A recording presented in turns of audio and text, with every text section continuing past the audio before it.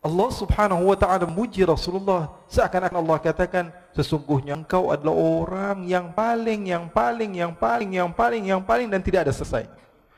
Nabi Muhammad sallallahu alaihi wasallam adalah makhluk yang paling dipuji oleh Allah. Kenapa kok Rasulullah sallallahu alaihi wasallam dilebih-lebihkan? Kok nabi-nabi yang lain tidak dilebihkan? Ini perintah Allah. Baca Al-Quran. Allah katakan, wa kadzalika faddalna ba'dahum 'ala ba'd. Begitulah kami, kata Allah Subhanahu wa taala, kami muliakan nabi yang satu daripada nabi yang lain. Kalau ada seorang nabi berdoa kepada Allah, Rabbi syrah li sadri wa yassir li amri, ya Allah lapangkanlah dadaku, Nabi Muhammad, Allah katakan, alam nashrah laka sadrak.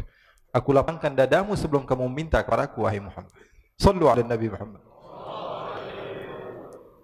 Kalau ada seorang nabi, diceritakan bahawa Nabi Yusuf alaihi salatu wassalam, ketika beliau hadir di satu tempat dan sahabat-sahabat Zulaikha dihadirkan apel, kemudian mereka memotong, yang potong tangan jemari mereka, maka dikatakan wa sahbu Zulaikha law ra'ayna jabinahu la atharna taqti'ul qulubi 'ala al-aidi.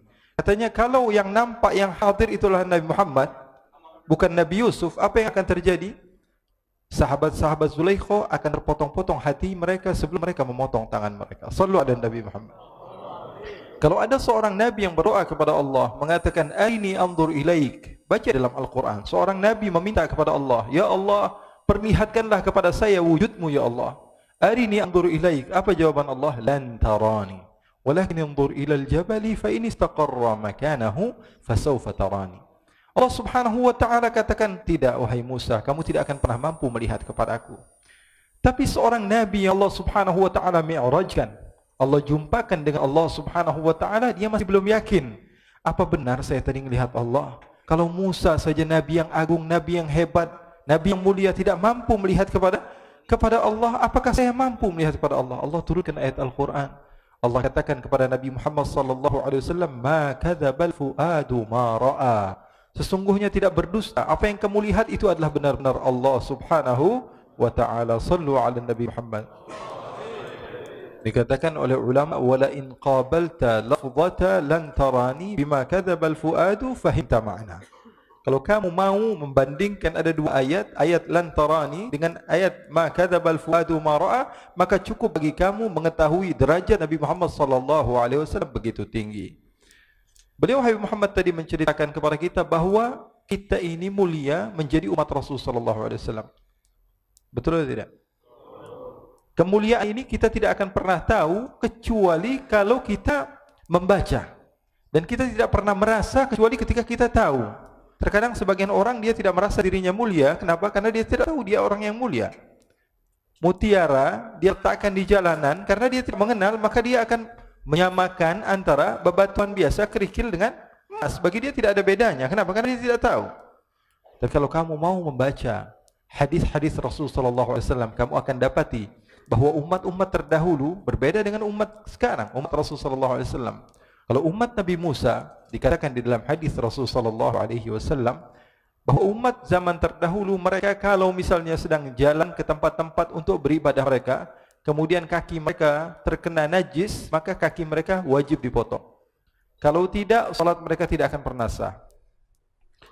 Kalau di baju mereka terdapat najis, maka baju mereka wajib dipotong. Baju tersebut sudah tidak boleh lagi digunakan. Tapi umat Rasul sallallahu alaihi wasallam hanya dibasuh saja. Kita tidak tahu kemuliaan ini. Kenapa? Karena kita tidak mau membaca. Padahal Rasul sallallahu alaihi wasallam memberitahukan banyak hal, di antaranya perempuan-perempuan daripada umat-umat Nabi terdahulu, kalau mereka sedang datang bulan, kalau mereka sedang haid, apa yang dilakukan? Mereka harus dikunci satu kamar dan mata mereka, wajah mereka tidak boleh dipandang oleh laki-laki, walaupun suami sendiri.